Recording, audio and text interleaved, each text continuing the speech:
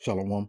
I want to give all praises to Yahweh, Bahasham, Yahweh Shai, Bahasham, Ha, Rocha, Kodash, Ma'amah. Double honors to the elder apostles of GMS and their elders. Double honors to my elder apostle, Aharawan Banyasharala of the Lions Den Camp, here in Jacksonville, Florida. Shalom to the sincere Akim pushing his truth and sincerity around the four corners of this earth. Nakar Harab Banyasharala coming out of the Lions Den Camp of Yasharala here in Jacksonville, Florida.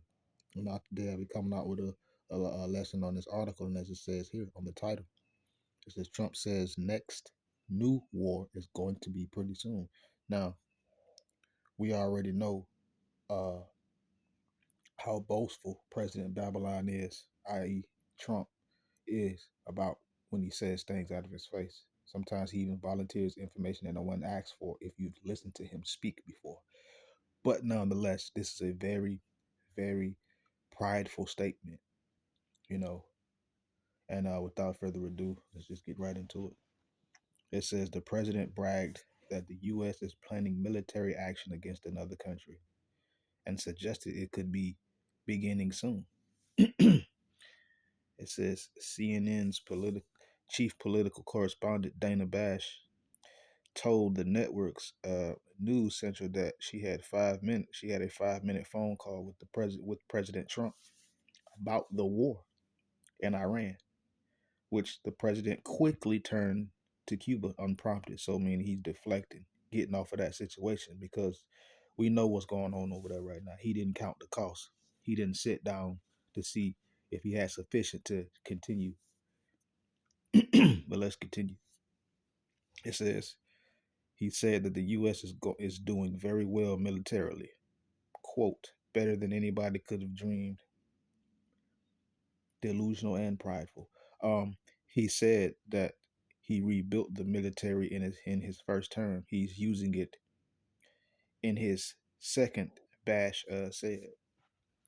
It says, and then he quickly turned to Cuba. He said without being asked, Cuba is going to fall pretty soon. By the way, that Cuba is going to fall. They want to make a deal so badly. You wouldn't ask that question, but continue. It says Trump added that he is sending the Secretary of State Marco Rubio to the regime. He says they want to say, see this devil to Cuba. I'm not gonna say certain words because it's trigger words to Cuba to see how that works out. It says we're really focused on this one right now. We've got plenty of time, but Cuba's ready after 50 years, Trump said, according to CNN's write-up of the phone call with Bash. It says, I've been watching it for 50 years, and it is falling right into my lap because of me. See, it is falling, but it's nevertheless falling right into the lap. And we're doing very well. Yeah. You know, that's that answer machine prompt that he always used. But it says the so-called peace president has dropped other suggestions that the U.S. could force regime change in Cuba once the war in Iran, which has no real end in sight, is over. Yeah, well, continuing. It says what's happening with Cuba is amazing, Trump said Thursday at a White House event congratulating Major League Soccer champions Inter Miami. Okay, whatever that is. And it says here, he said, we think that we want to finish this one first, but that will be just a question of time before you and a lot of unbelievable people are going to be going back to Cuba, hopefully not to stay. It says also on Thursday, the president suggested that his administration had helped bring about Cuba's worsening economic crisis after the country was placed under a strict oil and fuel squeeze by the Trump administration following the capture of Venezuelan leader Nicolas Maduro. It says we cut off all oil, all money, or we cut off everything coming from Venezuela, which was the sole source, and they want to make a deal. That's what he told Politico, I guess. This is elsewhere during his conversation with Bass. Trump said he is not concerned that the war in the East will cause a sharp rise in gas prices, and already went up like 47 cents in the last 5 days. So, it's in the United States. He says, I asked about rising gas prices, and he said that's all right. It'll be short term. It'll go away, go way down very quickly. And I said, well, they're pretty high now. And he said, no, they're not. See, Bash added that Trump told her gas prices are up a little bit, but not much, but it will drop to record lows. And it's just a prideful thing. People are already feeling the squeeze. It's been a week. It's been 7 days. 7 days. It's been 7 days. It's going on a week that have been over there, and people are already feeling the squeeze already here. And they ain't do nothing but partially close down the Strait of Hormuz, Salakia. But yeah, this is Obadiah, verse 3. It says, the pride of thine heart hath deceived thee, thou that dwellest in the clefts of the rock, whose habitation is high, that saith in his heart, who shall bring me down to the ground? So the pride of this devil, Esau, Edom, has deceived him.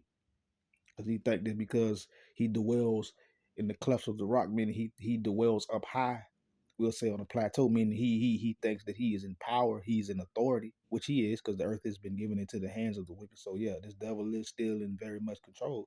He think that he can't be brought down, because he got fortresses and bunkers and things that he can go and hide in. Because he's on his high horse, as the saying goes, in authority. And it says, who shall bring me down to the ground? And this is a question. This devil really think that he can't be taken down. And a harsh reality check just came with Babylon over there in the east right now. That's a harsh reality check, and Iran still going strong, if you've been keeping up with it. But let's continue. Verse 4, it says, though thou exalt thyself as the eagle, and though thou set thy nest among the stars, thence will I bring thee down, saith the Lord Yahweh. So though this devil has exalted himself, put himself up as the height of, and as the pinnacle of things, and of course, as it says here, exalt thyself as the eagle.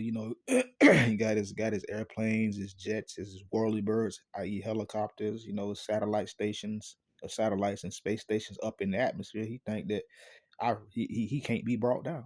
But what did the Lord say? The Lord says, thence, immediately, at some point, the Lord says, I'm gonna bring this devil down and throw this devil down. No matter what they build, he say they build, he gonna throw it down. Meaning the Lord say he gonna destroy it. So this whole article just shows the hubris, the pride, the loftiness, and the haughtiness of Ishar Adawam. Let's continue. One last point. Let's go here. Based on this article, this is what he said. So let's go here. This is Psalms 55, verse 21. It says, the words of his mouth were smoother than butter, but war was in his heart. His words were softer than oil, yet they are drawn swords. So the way he was talking in this article, he was talking like, oh, things are going to be cool. They're going to just smooth over and everything's just going to fall back into place and everything will be good. No, it says the words of his mouth were smoother than butter. We know butter is smooth. It's slick. You put it on the pan or put it on the hot surface, good way, it melts. And it provides, we'll say, lubrication for whatever it is you cooking and flavor. But nonetheless, his mouth was smooth. His words were smoother than butter. I mean, his words are very deceptive. They're very easy on the ears. It sound good, like he gonna do something. But it says war is in his heart. His war is in his heart. He really wanna figure out a way to take you down. He says his words were softer than oil, yet they are drawn swords. So his words might not sound menacing, might not sound detrimental, but they're drawn swords. Meaning at some point it's gonna harm you or said entities or parties that is in league with this devil. So yeah, it was just a lesson. It was a quick lesson. It was a quick lesson I seen this article I was woken up about 2 something this morning by a phone call, so I just stayed woke. But nonetheless, with that, shalom.